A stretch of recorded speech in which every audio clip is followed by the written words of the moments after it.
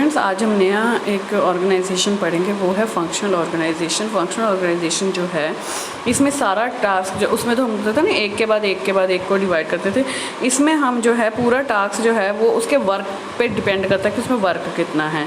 ठीक है। The normal operation to be performed in an organisation, जो नॉर्मल जो ऑपरेशन है, जो काम होते हैं एक ऑर्गेनाइजेशन में, वो कौन से होते हैं? Production, personal, purchase, finance, research and development. ये सारे काम जो होते हैं वो एक ऑर्गेनाइजेशन में होते हैं।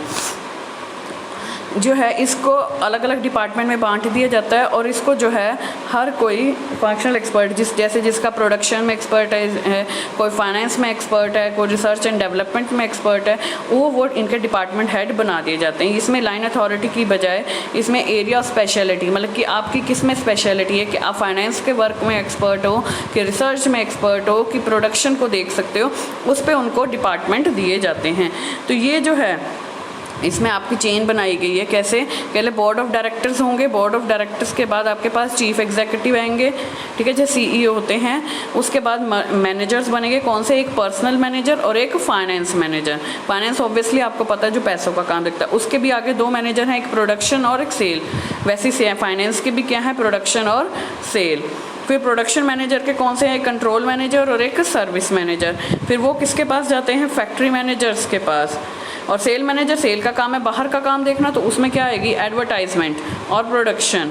और रीसेल मैनेजर, मतलब कि जैसे एक के बाद एक सेल करता जाएगा। तो इसमें काफ़ी कुछ इकट्ठा होता है, ठीक है। तो पर्सनल के भी दो हैं, प्रोडक्शन, सेल। फाइनेंस के भी प्रोडक्शन, सेल। सेल से तो फिर आगे एडवर्टाइजमेंट पे आ जाएंगे और रीसेलिंग पे चले जाएंगे।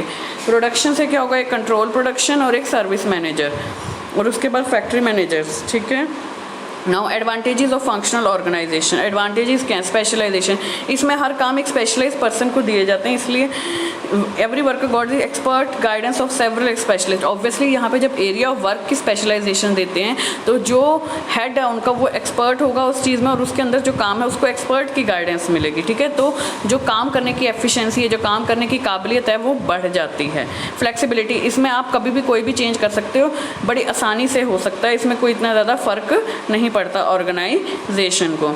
लार्ज स्केल प्रोडक्शन, जैसे आपकी लाइन ऑर्गेनाइजेशन थी वो स्मॉल स्केल प्रोडक्शन के लिए यूज़ होती है लागू, वैसे ये जो है ये लार्ज स्केल प्रोडक्शन में लागू होती है। प्रोस्पेक्ट्स ऑफ प्रमोशन, इसमें प्रमोशन बड़ी इजीली मिल जाती है, ठीक है। बेटर सुपरवाइजेशन, ऑब्वियसली जब हर कोई एक्सपर्ट है तो उसका सुपरवाइज़र भी एक्सपर्ट है, तो उसमें अच्छी सुपरविज़न होती है कि ये काम अच्छे से हो रहा है कि नहीं हो रहा है। जैसे अब मैं आप 10 पर्सन है, 10 बंदे हैं, उसके ऊपर आप कोई एक काम कर रहे हो, है ना, उस काम का एक्सपर्ट जो है, कोई आप एक प्रोजेक्ट बना रहे हो, उसका एक्सपर्ट मैंने उसके ऊपर लगा दिया है, तो ऑब्वियसली आपको जो है उसकी गाइडेंस अच्छी मिलेगी। गाइडेंस अच्छी मिलने के कारण आप लोग भी अच्छा काम करोगे, आप लोग अच्छा काम करोगे तो प्रोडक्शन अच्छी होगी, प्रोडक्शन अच्छी होगी तो उसके आगे जाके उनकी सेल क्वालिटी बढ़ेगी, तो ऑब्वियसली फ़ायदा किसका होगा? कंपनी का। अब डिसएडवांटेजेस क्या है? एक तो ये लैक ऑफ कोऑर्डिनेशन, इतना सारा हो जाता है तो उसमें कोऑर्डिनेशन नहीं हो पाती, हर एक मेंबर को कितने सारे लोगों को जवाब देना पड़ता है, ठीक है। लो एम्प्लॉय मोरल, ठीक है, वही है, सब बहुत सारे एक्सपर्ट्स बॉसेस को जवाब देना पड़ता है अगर गलती होती है। Less scope of executive development, ठीक है, ऑलराउंड एग्जीक्यूटिव डेवलपमेंट नहीं हो पाती क्योंकि हर जगह एक्सपर्टाइजेशन होती है। लैक ऑफ कोऑर्डिनेशन है। Use of several functional expert in the organisation, obviously अब एक जगह पे कई सारे एक्सपर्ट होंगे तो वो अपनी अपनी चलाएंगे, तो वहाँ पे कोऑर्डिनेशन बननी मुश्किल हो जाएगी। पहला क्या है? लैक ऑफ कोऑर्डिनेशन, 2 बार दे दिया। लैक ऑफ कोऑर्डिनेशन वही है कि ज़्यादा एक्सपर्ट होने के कारण उनकी आपस में कोऑर्डिनेशन बननी कम हो जाती है। एम्प्लॉय मोरल, वो कम हो जाता है क्योंकि उसको कई लोगों को जवाब देना, किसी को वो काम पसंद आएगा, किसी को नहीं, या एक ही जवाब आप कितने लोगों को दोगे उससे भी आपका जो मनोबल है वो टूट जाता है। एक्सपेंसिव इसलिए हम इसे लार्ज स्केल प्रोडक्शन में यूज़ करते हैं, स्मॉल स्केल में ये नहीं हो सकता।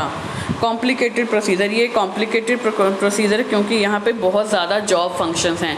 आपने देखा ही होगा जो ये डायग्राम है, इसी में से आपको लग रहा है कि कितना कॉम्प्लिकेटेड है। अब ये प्रोडक्शन और सेल मैनेजर के ऊपर 2 मैनेजर लगे हैं, ठीक है।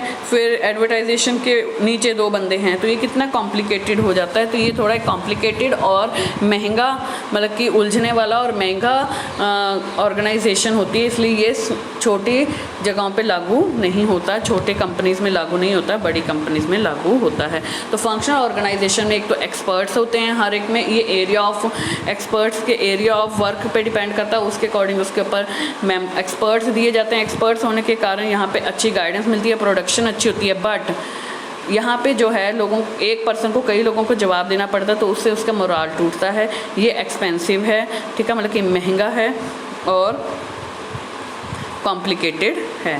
Thank you.